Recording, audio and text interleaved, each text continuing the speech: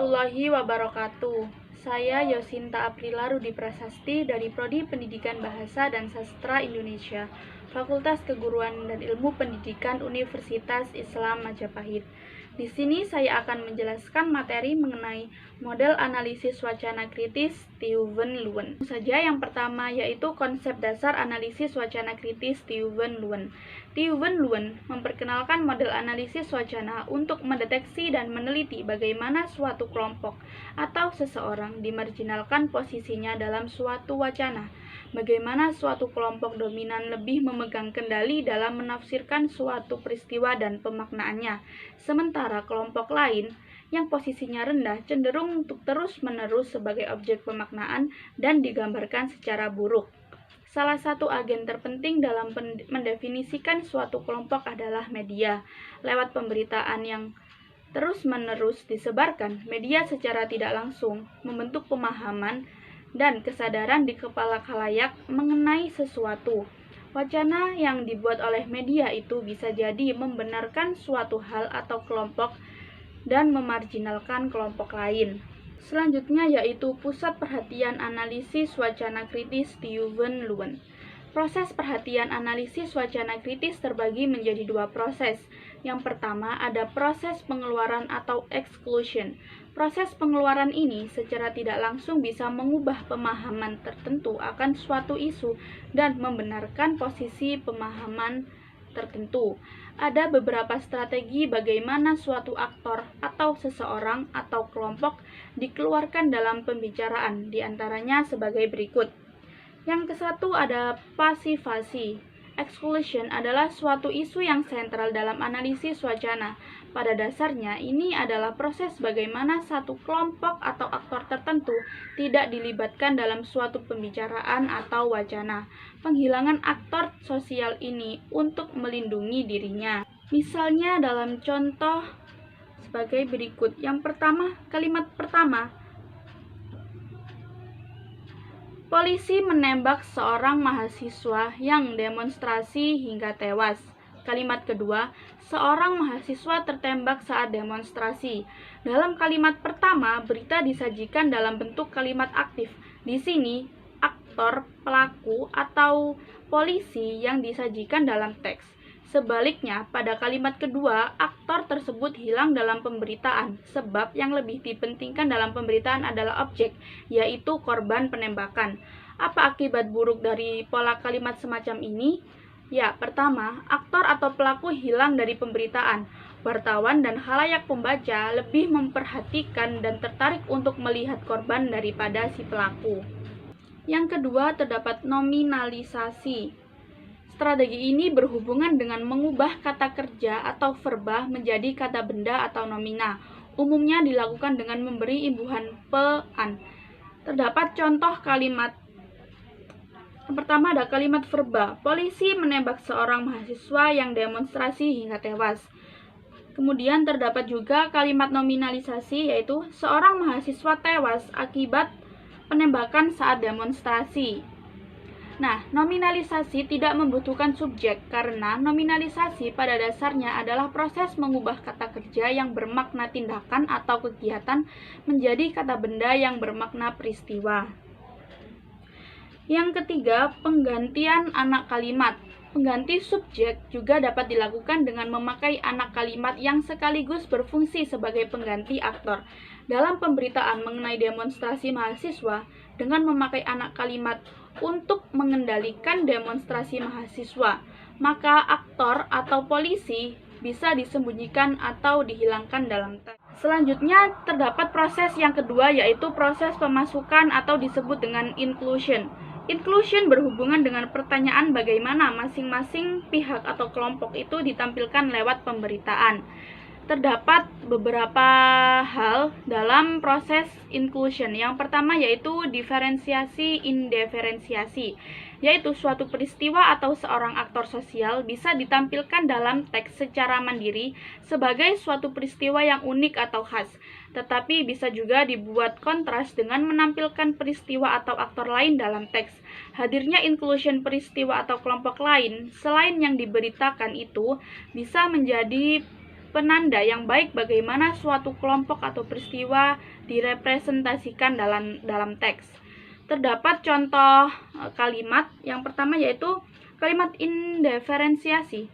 Buruh pabrik mas pion sampai kemarin masih melanjutkan mogok. Kemudian diferensiasi. Buruh pabrik mas pion sampai kemarin masih melanjutkan mogok, sementara tawaran direksi yang menawarkan perundingan tidak ditanggapi oleh para buruh. Dalam kalimat pertama, jelas dikatakan para buruh mogok, sementara dalam kalimat kedua ditampilkan fakta mengenai direksi yang menawarkan jalan damai kepada para buruh. Kalimat yang kedua ini secara tidak langsung membedakan antara sikap pekerja dengan para direksi. Teks ini memarginalkan posisi buruh dengan menampilkan seakan para buruh ngotot mogok. Di lain pihak, ditampilkan direksi perusahaan yang lebih manusiawi dengan menawarkan perundingan. Selanjutnya kedua ada objektivasi abstraksi. Elemen wacana ini berhubungan dengan pertanyaan apakah informasi mengenai suatu peristiwa atau aktor sosial ditampilkan dengan memberi petunjuk yang konkret ataukah yang ditampilkan adalah abstraksi.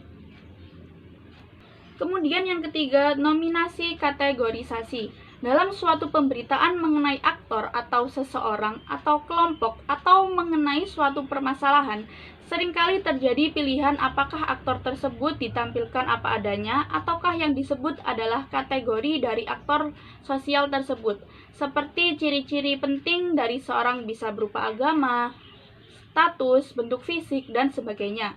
Namun sebenarnya kategori tidak begitu penting karena pada umumnya tidak mempengaruhi arti yang ingin disampaikan kepada pembaca. Misalnya, nominasi. Seorang laki-laki ditangkap polisi karena kedapatan membawa obat-obatan terlarang. Kemudian kalimat yang terdapat kategori, seorang laki-laki kulit hitam ditangkap polisi karena kedapatan membawa obat-obatan terlarang. Nah, dari kedua kalimat tersebut sebenarnya artinya sama. Pemberian kategori berkulit hitam sama sekali tidak merupakan tambahan informasi yang begitu penting, sehingga kita tahu siapa sebetulnya laki-laki tersebut.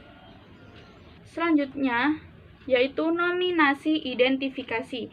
Strategi wacana ini hampir mirip dengan kategorisasi, yaitu bagaimana suatu kelompok, peristiwa, atau tindakan tertentu didefinisikan. Dalam identifikasi, anak kalimat sebagai penjelas. Misalnya terdapat contoh pada kalimat yang pertama nominasi. Seorang wanita ditemukan tewas diduga sebelumnya dijamret. Kemudian pada identifikasi, seorang wanita yang suka memakai perhiasan ditemukan tewas diduga sebelumnya telah dijamret. Kelima, determinasi indeterminasi. Dalam pemberitaan, seringkali aktor atau peristiwa disebutkan secara jelas, tetapi seringkali juga tidak dijelaskan atau anonim. Anonimitas bisa jadi karena wartawan belum mendapatkan bukti yang cukup untuk menulis sehingga lebih aman untuk menulis anonim. Bisa juga karena ada ketakutan struktural kalau kategori yang jelas dari seorang aktor sosial tersebut disebutkan dalam teks. Selanjutnya adalah asimilasi individualisasi. Strategi wacana ini berhubungan dengan pertanyaan apakah aktor sosial yang diberitakan ditunjukkan dengan jelas kategorinya ataukah tidak. Asimilasi terjadi ketika dalam pemberitaan bukan kategori aktor sosial yang spesifik yang disebutkan dalam berita, tetapi komunitas atau kelompok sosial di mana seseorang tersebut berada. Misalnya dalam suatu teks terdapat contoh kalimat, dalam suatu demonstrasi mahasiswa di Jalan Cendana yang menuntut Soeharto diadili. Dalam demonstrasi itu, Adi, seorang mahasiswa, tertembak oleh polisi yang bernama Parman. Nah, dalam peristiwa ini dapat diberitakan dengan menyebut kategori mahasiswa dan polisi itu secara jelas. Dan dapat juga diberitakan suatu kumpulan dari mahasiswa dan polisi sebagai berikut. Yang pertama, kalimat individualisasi. Adi, mahasiswa Trisakti, tewas ditembak Parman, seorang polisi di Cendana kemarin. Yang kedua ada kalimat asimilasi. Mahasiswa tewas ditembak polisi dalam demonstrasi di Cendana kemarin.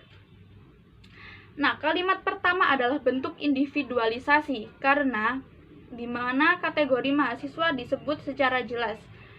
Jika misalnya tidak disebut dalam suatu teks, berita tetaplah menegaskan bahwa yang meninggal dalam demonstrasi tersebut adalah satu orang mahasiswa.